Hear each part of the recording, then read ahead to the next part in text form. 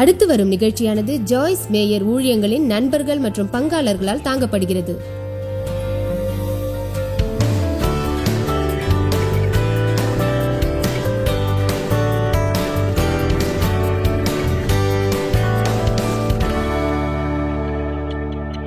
பிதாவே, இன்று உமது வார்த்தைக்காக நன்றி. அதை நாங்கள் கேட்கப் போகிறோம். அதை பெற்று நேசித்து உமது உதவியுடன் அதற்கு கீழ்ப்படிவோம். இயேசுவின் நாமத்திலே. இன்று பெருமிதம் மற்றும் இரக்கம் பற்றி நான் பேசப் போகிறேன். அதாவது, ஆண்ட்ரூ முரே ஒரு சிறிய புத்தகம் எழுதியுள்ளார். அதன் தலைப்பு இரக்கம். அதை நான் சிபாரிசு செய்கிறேன். அது ஒரு சிறிய புத்தகம், ஆனால் அது மிக மிக வல்லமையான ஒரு புத்தகம். அதைப்போல் நான் எழுதவில்லை. அதை விற்பது கடினமாக உள்ளது. எனவேதான் அதை நான் சிபாரிசு செய்கிறேன். என் புத்தகம் விற்பதை நான் விரும்புகிறேன். பெருமிதம் மற்றும் இரக்கம் பற்றி நிறைய புத்தகங்கள் எழுதியுள்ளேன், ஆனால் அவை சரியாக விற்கவில்லை. எனவே வேறு தலைப்போடு அதில் சில மாற்றங்கள் செய்து அதுவும் சரியாக விற்கவில்லை. பெருமிதம் எவ்வளவு ஆபத்தானது, இரக்கம் எவ்வளவு வல்லமையானது என்பதை மக்கள் சரியாக புரிந்து கொள்ளவில்லை. அதை மீண்டும் சொல்கிறேன். அகந்தையுள்ள ஆவி எவ்வளவு ஆபத்தானது, இரக்கம் எவ்வளவு வல்லமையானது என்பதை நாம் முழுவதும் புரிந்து கொள்ளவில்லை. அவர் சொன்ன மேலும் சில விஷயங்கள் உள்ளன. பெருமிதம் அதை போல ஆபத்தான ஒரு விஷயம் வேறு எதுவும் இல்லை. அது நம்மிடம் இயற்கையாக உள்ளது. அது கண்ணுக்கு தெரியாதது, நம் பார்வையில் இருந்து அது மறைந்திருப்பது. அநேக மக்களுக்கு பெருமிதத்தில் பிரச்சனை உள்ளது. அதை முதலில் எதிர்கொள்ள வேண்டும். அதில் தங்களுக்கு பிரச்சனை உள்ளது என்று அவர்கள் ஒப்புக்கொள்ள வேண்டும். பெருமிதம் என்ற தலைப்போடு உள்ள எந்த ஒரு ஆதாரத்தையும் விற்பது மிகவும் கடினமாகும். ஏனென்றால் அப்படிப்பட்ட தலைப்புள்ள ஒரு புத்தகத்தையோ சிடியோ யாரும் வாங்க மாட்டார்கள். சிலர் மட்டுமே அது தேவை என்று நினைப்பார்கள். அன்பின் குறைபாட்டிற்கு பின்னால் பெருமிதம் உள்ளது. அது மற்றவர்களின் தேவையிலிருந்து மாறுபட்டதாகும். உணர்விலிருந்தும் குறைகளில் இருந்தும் வேறுபட்டதாகும். அவசரமான விமர்சனத்துக்குரிய தீர்ப்புகளின் அடிப்படையும் அதுவே ஆகும். கோபம், சின உணர்ச்சி, அருவருப்பு, அனைத்து விதமான வெறுப்பு மற்றும் மன்னிக்காமை போன்ற எல்லாமே பெருமித ஆவியால் வருகிறது. நான் இரக்கத்தை பற்றி பேசுவதற்கு முன்பாக அதை பற்றி தெளிவுபடுத்த விரும்புகிறேன். இரக்கம் என்பது நலிவானதோ குழப்பமானதோ அல்ல. அதே சமயம் உங்கள் முகம் எப்போதும் இரக்கத்தோடு இருப்பதை சிலர் விரும்புவார்கள். ஐயோ பாவம் என்று. நேர்மையாக சொல்கிறேன், அது தேவனுக்கு எதிரானதாகும். இரக்கம் என்பது உங்கள் இருதயத்திலும் எண்ணத்திலும் இருக்க வேண்டும். அது தேவனின் வழியில் வெளிப்பட வேண்டும். ஒரு பணிவுள்ள மனிதன் இப்போது இருப்பதற்கு மேலாக தன்னை உயர்வாக நினைக்க மாட்டான். அதே சமயம் தன்னை தாழ்வாகவும் நினைக்க மாட்டான். அவர்கள் மனதில் அப்படிப்பட்ட ஒரு எண்ணம் இருக்காது. கிறிஸ்துவில் தாங்கள் யார் என்பதை அவர்கள் அறிவார்கள். அவர்கள் எப்போதும் எந்த சமயத்திலும் துணிச்சலாக இருப்பார்கள். கிறிஸ்துவில் நம்மை யார் என்று தெரிந்து கொண்டவர்கள் எப்போதும் துணிச்சலாக இருப்பார்கள். நாம் துணிச்சலோடு இருக்கவே தேவன் நம்மை அழைத்துள்ளார். அதற்காக நாம் வெறுப்பூட்டுகிற வகையில் பிறரிடம் நடந்து கொண்டு அவர்களை புண்படுத்தக்கூடாது. எனவே உண்மையான இரக்கம் கிறிஸ்துவில் துணிச்சலோடு இருக்கும். துணிச்சலாக இருப்பது பற்றியும், குறிப்பாக ஜெபத்தில் தைரியமாக இருப்பது பற்றியும் சில நிமிடங்கள் நான் பேச விரும்புகிறேன். நம்மிடம் எதுவும் இல்லை, ஆனால் கிறிஸ்துவால் நாம் எல்லாம் பெற்றுள்ளோம். அவர் இல்லாமல் என்னால் எதுவும் செய்ய முடியாது, ஆனால் அவர் மூலமாக அவர் விரும்பும் எல்லாவற்றையும் என்னால் செய்ய முடியும். கவனியுங்கள், அவரின்றி எதுவும் என்னால் செய்ய முடியாது, ஆனால் அவர் மூலம் எனக்கு தேவையானதை என்னால் செய்ய முடியும். நீங்கள் நினைப்பதை விட நீங்கள் வலிமையானவர்கள் என்று நான் சொல்லலாமா? எனவே என்னால் முடியாது என்ற வார்த்தையை உங்கள் அகராதியிலிருந்து முதலில் நீங்கள் நீக்குங்கள். இது மிக கடினம். இது என்னால் முடியாது என்று சொல்லாதீர்கள். கிறிஸ்துவை நீங்கள் சார்ந்திருந்தால், உங்களுக்கு உதவி செய்ய அவரை நீங்கள் விசுவாசித்தால், உங்கள் வாழ்வில் நீங்கள் விரும்பும் எதையும் செய்யலாம். ஆமென். நீங்கள் ஒரு மோசமான சூழ்நிலையில் இருக்கலாம், இருந்தாலும் உங்கள் முகத்தில் ஒரு புன்முறுவலோடு இருக்கலாம். நீங்கள் புண்பட்டிருந்தாலும் பிறருக்கு நீங்கள் ஒரு ஆசீர்வாதமாக இருக்கலாம். அதை நான் மீண்டும் உங்களுக்கு சொல்கின்றேன். இப்போது நீங்கள் கவனமாய் கேட்க வேண்டும். சில நேரங்களில் ஒரு கடினமான சூழ்நிலையில் நாம் இருந்தால் நமது பிரச்சனை தீரும் வரையில் இந்த உலகம் சுழலாமல் நின்றுவிட வேண்டும் என்று நினைப்போம். ஆனால் அது உண்மை அல்ல. நீங்கள் புண்பட்டிருந்தாலும் நீங்கள் அனுமதித்தால் பிறருக்கு உதவ தேவன் உங்களை பயன்படுத்துவார். நீங்கள் சுகமளிப்பதற்கு அது ஒரு விரைவான வழியாகும். நீங்கள் புண்பட்டிருந்தாலும், மிக கடினமான ஒரு சூழ்நிலையில் நீங்கள் இருந்தாலும், உங்கள் முகத்தில் ஒரு புன்னகையோடு நீங்கள் இருக்கலாம், நல்ல குணத்தோடு நீங்கள் இருக்கலாம். உங்கள் வெற்றிக்காக நீங்கள் காத்திருந்தாலும், அந்த சமயத்திலும் மற்றவர்களுக்கு ஒரு ஆசீர்வாதமாக நீங்கள் இருக்கலாம். எல்லோரும் சொல்லுங்கள் ஆமென். எபேசியர் 3:12 அப்போஸ்தலர் பவுல் சொல்கிறார், அவரிலும் அவரை பற்றும் விசுவாசத்திலும் சுயாதீனத்தோடும் நம்பிக்கையோடும் நம்மால் தேவனை கிட்டி சேர முடிகிறது. தேவனை சுதந்திரமாகவும் பயமில்லாமலும் சுலபமாக நாம் அணுகலாம். அடுத்து பவுல் சொல்கிறார், இதை கவனமாக எல்லோரும் கேளுங்கள், நானே எல்லா பாவங்களிலும் முதல்வன் என்று. பிறகு பவுல் சொல்கிறார், எனவே நாம் இரக்கத்தை பெறவும் தேவைப்படும் நேரத்தில் நமக்கு உதவக்கூடிய கிருபையை அடையவும் துணிவோடு கிருபாசனத்தை அணுக கடவோம்.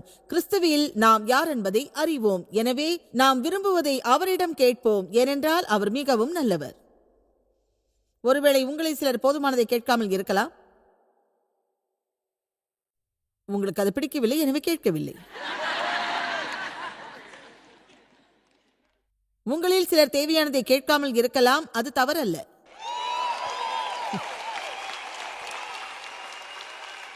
பல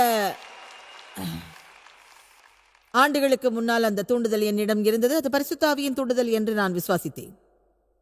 ஆமென். அதை கீழே தள்ளாதீர்கள். அது மாம்ச தூண்டுதலாக இருந்தால் கீழே தள்ளுங்கள். அது பரிசுத்த ஆவியின் தூண்டுதலாக இருந்தால் தானாக மேலே வரும். அது வெளிவரட்டும். ஒரு நாள் நான் ஜெபித்தேன், தேவனின் வார்த்தை இந்த கிரகத்தில் உள்ள ஒவ்வொருவருக்கும் நான் போதிக்க வேண்டும் என்பதற்காக அந்த தூண்டுதல் எனக்கு வந்தது. இப்போது அதை பற்றியுள்ளேன். என் மனம் சொல்கிறது அது பைத்தியக்காரத்தனம் என்று. யாரும் அதை செய்யக்கூடாது. பிசாசினிடம் சொன்னான், நீங்கள் யார் என்று நினைக்கிறீர்கள்? நாம் துணிச்சலாக ஜெபிப்பதை பிசாசு விரும்ப மாட்டான்.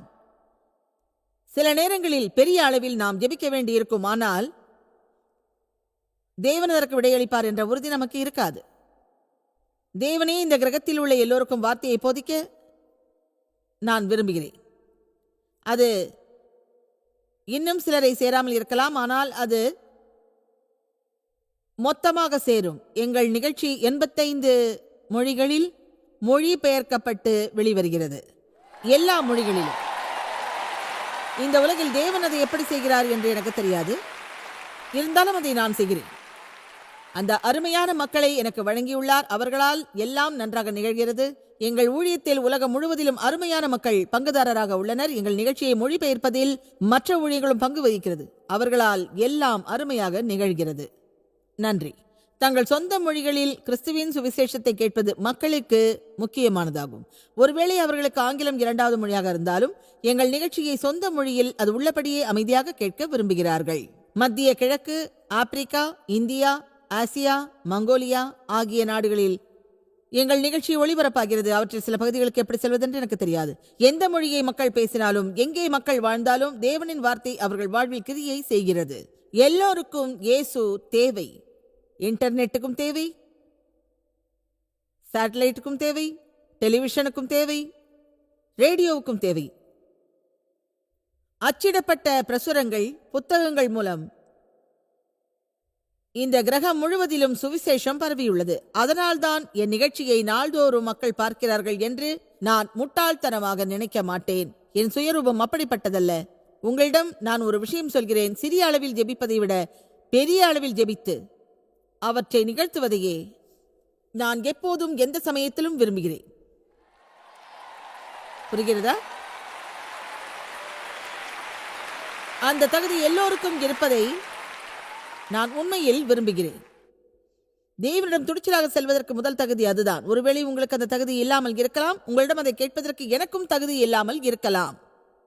ஏன் இல்லை என்றால், என் பெயரில் நான் இங்கு வரவில்லை, இயேசுவின் நாமத்தில் தான் வந்துள்ளேன்.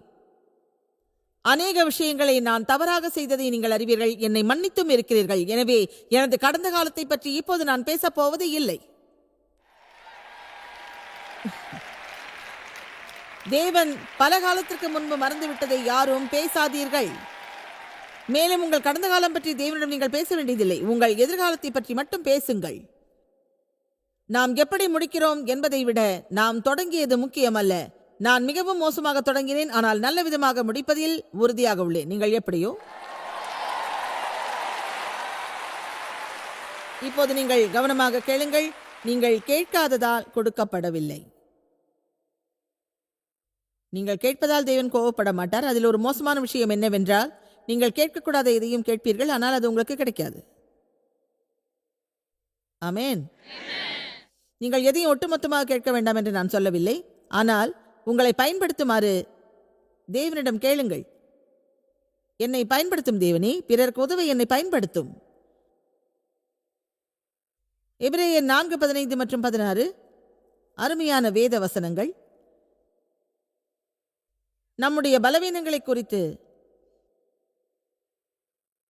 பரிதாபம் கொள்ளாத பிரதான ஆசாரியர் நமக்கு இராமல் எல்லா விதத்திலும் நம்மை போல் சோதிக்கப்பட்டும் பாவம் இல்லாதவராய் இருக்கிற பிரதான ஆசாரியரே நமக்கு இருக்கிறார். எனவே நாம் இரக்கத்தை பெறவும் தேவைப்படும் நேரத்தில் நமக்கு உதவக்கூடிய கிருபையை அடையவும் துணிவோடு கிருபாசனத்தை அணுகக் கடவோம். நீங்கள் எந்த ஒரு நிலையில் இருந்தாலும், என்ன ஒரு தூண்டுதலுக்கு ஆளானாலும் இயேசு அதை புரிந்து கொள்வார். ஏனென்றால் அவரே தூண்டுதலுக்கு ஆளானார், ஆனால் பாவம் இழைக்கவில்லை. அது அருமையானதல்லவா? உங்களில் எவ்வளவு பேர், குறிப்பாக பெண்கள், தூண்டுதலுக்கு ஆளாயிருக்கிறீர்கள்? நீங்கள் விரும்புகிறவர்கள் உங்களை நேசிக்கிறார்கள் என்று நீங்கள் நினைக்கிறீர்களா? நீங்கள் விரும்புகிறவருக்கு அது புரியும் என்று நினைக்கிறீர்களா? நான் தேவிடம் கடைசியில் சொன்னேன், நீங்கள் என்னை புரிந்து கொள்ளாவிட்டாலும் புரிந்து கொண்டதாக போய் சொல்லுங்கள் என்று. எப்போதும் அவரது பிரபலமான வார்த்தையே எனக்கு புரிகிறது என்பார். நானும் அதை புரிந்து கொண்டது போல பாசாங்கு செய்வேன். ஆமென். அது இயேசுவுக்கு புரியும். அவரிடம் அதை நான் நேசிக்கிறேன். என் மோசமான நாட்களில் நான் என்ன ஒரு நிலைமையில் இருந்தேன் என்பது எனக்கு ஒரு பிரச்சனை அல்ல. தேவன் என்னை புரிந்து கொண்டார், உங்களையும் புரிந்து கொள்வார். ஆமென். வசனம் 16 சொல்கிறது, எனவே நாம் இரக்கத்தை பெறுவோம், தேவைப்படும் நேரத்தில் நமக்கு உதவக்கூடிய கிருபையை அடைவோம். தேவனுடைய ராஜாங்கம் பாரபட்சமின்றி பாவிகளுக்கு உதவுகிறது. நாம் கிருபையை பெறுவோம். நமது தோல்விகளின் நிமித்தம் சரியான நேரத்தில் நம் தேவைகளுக்கான கிருபையை நாம் பெறுவோம். அதில் எந்த விதமான சந்தேகமும் இல்லை. அது சரியான உதவி, நேரத்திலான உதவி, நமக்கு தேவையான நேரத்தில் கிடைக்கும் உதவி.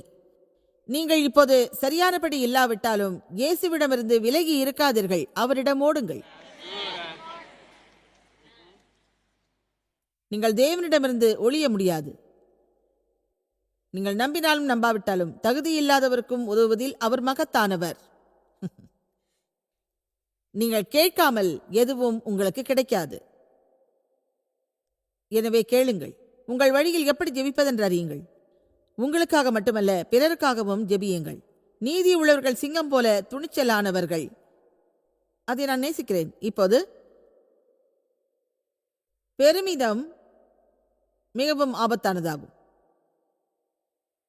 அதாவது பெருமை பேசுவது, உயர்வாக நினைப்பது, சுயசார்பில் அல்லது சுயநலத்தில் இருப்பது, சுய சாதனைகளில் பெருமை தேடுவது ஆகியவை ஆபத்தானதாகும். அநேக நேரங்களில் நீங்கள் தன்னலம் என்பது பற்றி கேள்விப்பட்டிருப்பீர்கள். தன்னலம், தன்னலம், தன்னலம். வேதம் சொல்கிறது, நாம் கிறிஸ்துவை பின்பற்ற விரும்பினால் நமது சிலுவையை எடுத்துக்கொண்டு அவரை பின்தொடர வேண்டும். நம்மை பற்றி நினைப்பதை நாம் மறக்க வேண்டும். நாம் சுமந்து செல்லும் சிலுவை அதுதான். அதாவது நம்மை பற்றி நினைக்காமல் இருப்பது. கிறிஸ்துவின் எண்ணத்தில் நாம் இருந்தால் நம்மிலிருந்து அவர் வெளிப்படுவார். நம் அகத்தில் மரித்து நிஜத்தில் அவருக்காக வாழ்வோம். ஆமென். பெருமிதமும் தற்பெருமையும் ஒன்றாக இருக்கும். பெருமை பேசுபவர்கள் தங்களை பற்றியே பேசுவார்கள். தற்பெருமையோடு உள்ள ஒருவரை தனிப்பட்ட முறையில் ஒரு நல்ல நண்பராக நான் எப்போதும் நினைக்க மாட்டேன். சிலரை நான் சந்தித்துள்ளேன். அவர்கள் எப்போதும் தங்களை பற்றியே பேசுவார்கள். அவர்கள் சாதனை பற்றியும் அவர்கள் செய்வது பற்றியும் பேசுவார்கள். அவர்கள் அப்படி இப்படி டோடு டோடு டோடு டோடு என்று எல்லா நேரமும். நான் அப்படியா என்பேன். அப்படி எல்லா நேரமும் பேசுவதை நான் விரும்பவில்லை. தற்பெருமை என்பது போலியான ஒரு பேச்சாகும். அப்படித்தான் அது கூறப்படுகிறது. அதுதான் போலியான நடவடிக்கை. அதுதான் தங்களிடம் இல்லாததை இருப்பது போல் பாசாங்கு செய்வது. பெருமை பேசுவது பொய்யானது. ஏனென்றால் நாம் ஏதாவது நல்லது செய்ய முடிகிறது என்றால் கிறிஸ்து நம்மில் அதை நிகழ்த்துகிறார் என்பதே உண்மை. ஆமென்.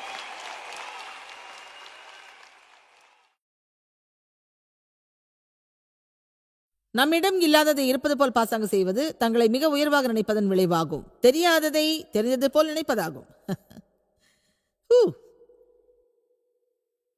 எனக்கு தெரிந்ததை நான் சொல்கிறேன், நான் அறிந்ததை சொல்கிறேன், அதை நான் எப்போதும் அறிவேன். நமக்கு எதுவும் தெரியாது என்று நாம் நினைக்கும் வரை நம்மால் எதையும் தெரிந்து கொள்ள முடியாது. அப்போஸ்தலர் பவுல் சொன்னதை நான் நேசிக்கிறேன்.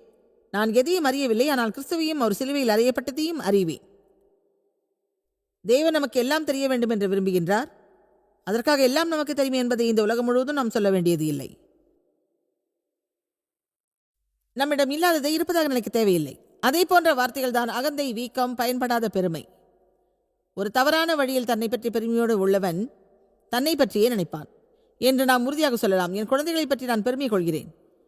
நேர்மையாய் சொல்கிறேன், என் பணியில் நான் பெருமையோடு உள்ளேன். அதுதான் என் ஊழியத்தின் சாதனையாக உள்ளது. ஆனால் அது என்னால் நடப்பதல்ல, தேவனாலேயே அது சாத்தியமாகிறது. அதை தொடர்ந்து நான் என்னால் தான் எல்லாம் நடக்கிறது என்று நினைக்க மாட்டேன். அந்த நினைப்பு எப்போதும் என்னிடம் இல்லை. அப்படி நினைத்தால் நான் ஒரு முட்டாள் என்ற அர்த்தம். இன்று இங்கே நீங்கள் வந்திருப்பதற்கு நான் மிகவும் நன்றி சொல்கிறேன். தேவனே இங்கு உங்களை வரவைத்ததாக விசுவாசிக்கிறேன். ஆமென். இங்குள்ள இருக்கைகள் நிரம்பி இருப்பதற்காக தேவனுக்கு நன்றி சொல்கிறேன். முந்தைய நாட்களில் இப்படி இல்லை. ஒரு விஷயம் சொல்கிறேன், அந்த நாட்கள் எங்களுக்கு அருமையான நாட்கள். நாம் விரும்புவது கிடைக்காத நாட்களை கடந்து செல்வது நமக்கு மிக நல்லது. ஏனென்றால் அப்போதுதான் தேவன் எப்போது பரலோகத்தின் ஜன்னல்களை திறந்து நம் மீது ஆசீர்வாதங்களை பொழிவார் என்ற எதிர்பார்ப்பு நமக்கு அதிகமாக இருக்கும்.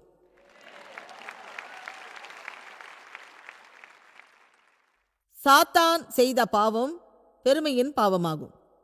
முதலில் அவன் ஆராதிக்கும் ஒரு தேவதூதனாக இருந்தான். அவன் தேகம் இசைக்கருவிகளால் உருவாக்கப்பட்டது. அவன் அருமையான ஒருவன், அற்புதமானவன், அழகிய ஒரு படைப்பாவான். ஏசாயா 14:12 வசனம் முதல் சாத்தானின் வீழ்ச்சி பற்றி கூறப்பட்டுள்ளது. அதிகாலையின் மகனாகிய விடிவெள்ளியே, நீ வானத்திலிருந்து விழுந்தாயே. இனங்களை ஈனப்படுத்தினவனே, நீ தரையிலே விழத்தள்ளப்பட்டாயே.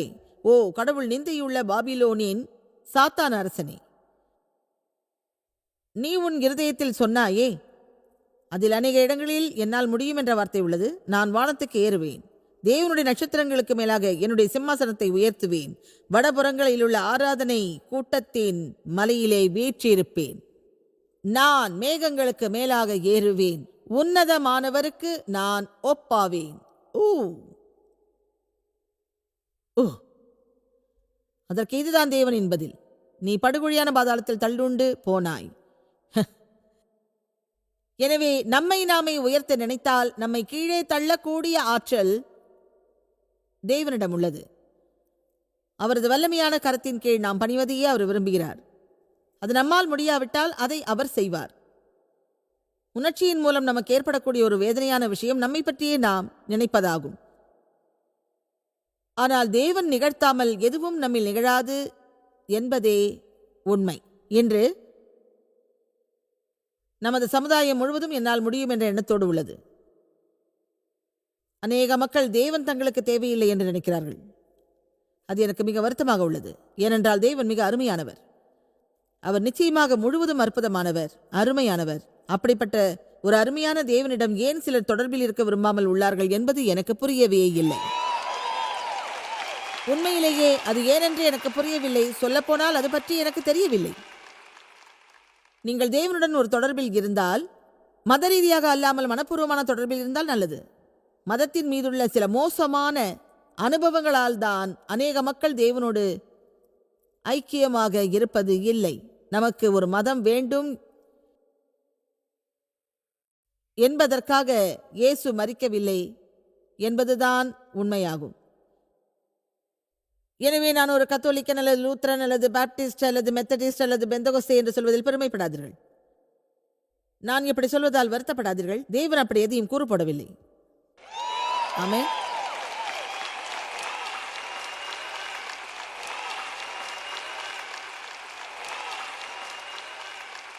நீங்கள் இயேசுவை விசுவாசிக்கிறீர்களா? நம் பாவங்களுக்காகத்தானே அவர் மரித்தார். மரித்ததிலிருந்து அவர் உயிர்த்தெழுந்தார் அல்லவா? நம் பாவங்களுக்காகத்தானே அவர் விலை கொடுத்தார். அதனால் நமக்கு ஒரு புது வாழ்வு கிடைத்திருக்கிறது அல்லவா? தேவன் நல்லவர் என்பதை நீங்கள் விசுவாசிக்கிறீர்களா? இந்த உலகில் உள்ள அநேக மக்கள் அடிப்படையான விஷயங்களை புரிந்து கொள்வதில்லை. சில நேரங்களில் அதை நினைத்து நான் ஆச்சரியப்பட்டுள்ளேன். அது பற்றி சில இடங்களிலும் பேசியுள்ளேன். அநேகம் பேர் தங்களை நாத்திகர் என்று கூறுகிறார்கள். ஆனால் அவர்களுக்கு உண்மை என்ன என்று தெரிவதில்லை. தேவனோடு அவர்கள் தொடர்பில் இருந்தால் பரலோகம் செல்வது உறுதியாகும். அந்த உண்மையை அறிந்தால் அவர்கள் நிச்சயமாக விசுவாசி ஆவார்கள். சில மக்கள் தேவனோடு தொடர்பில் இருப்பதை விரும்பாததற்கு காரணம் வார்த்தையின்படி இருப்பதை அவர்கள் விரும்புவது இல்லை. அதனால் தங்களை தாங்களே அவர்கள் அழித்துக் கொள்கிறார்கள், அழிந்து போகின்றார்கள். இன்றைய உலகில் உள்ள மக்களுக்கு ஒரு பெரிய அறுவடை வேண்டும் என்பதற்காக நாம் ஜெபிப்போம். உலகப் பிரகாரம் இல்லாமல் பிரகாசமான விளக்குகளாக இருப்போம். மற்றவர்களுக்கு நாம் ஒரு எடுத்துக்காட்டாக இருப்போம். இயேசுவிடம் தொடர்பில் இருப்பது எவ்வளவு நன்மையானது என்பதை எல்லோருக்கும் உணர்த்துவோம். ஆமென்.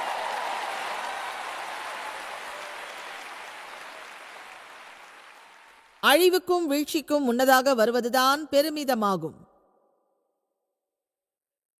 தானியேல் 4வது அதிகாரத்தில் ஒரு அற்புதமான கதை உள்ளது. அந்த அதிகாரம் முழுவதையும் படிக்குமாறு உங்களை ஊக்குவிக்கிறேன். அடுத்த வாரம் நீங்கள் ஒரு பைபிள் வகுப்பிற்கு போகலாம். நன்றாக பைபிளில் உள்ளதை படித்துக் கொள்ளுங்கள்.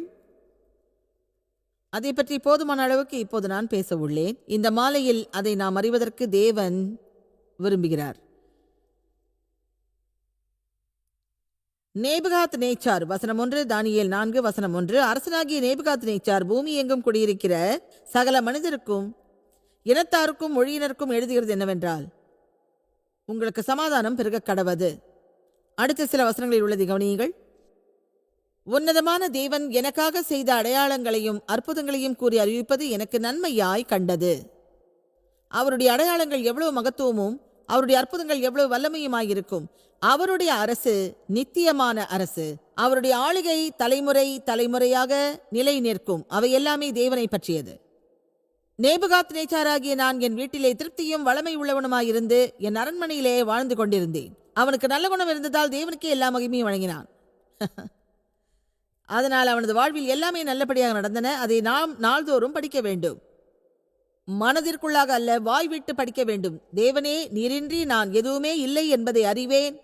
நீர் எனக்கு செய்த எல்லா நன்மைகளுக்கும் நன்றி. அதை நான் ஒருபோதும் மறக்க மாட்டேன்.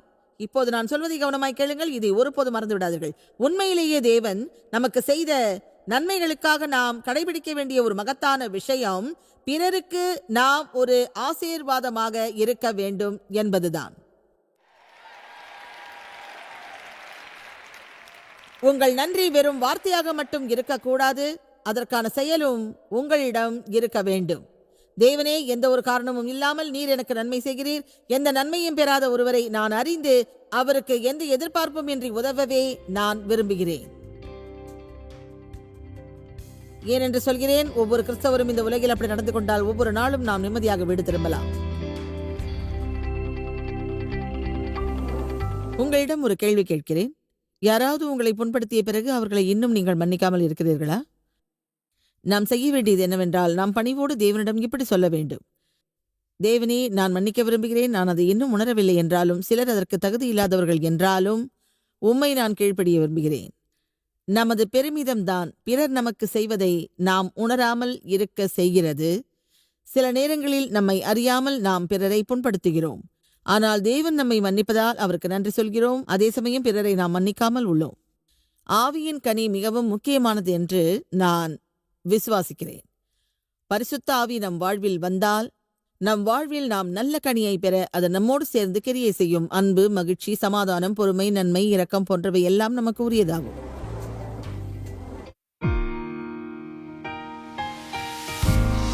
இந்த ஊழியத்தை உலகமெங்கும் சாத்தியமாக்கும் நண்பர்களுக்கும் பங்காளர்களுக்கும் எங்களது நன்றியையும் பாராட்டுகளையும் தெரிவிக்கிறோம்.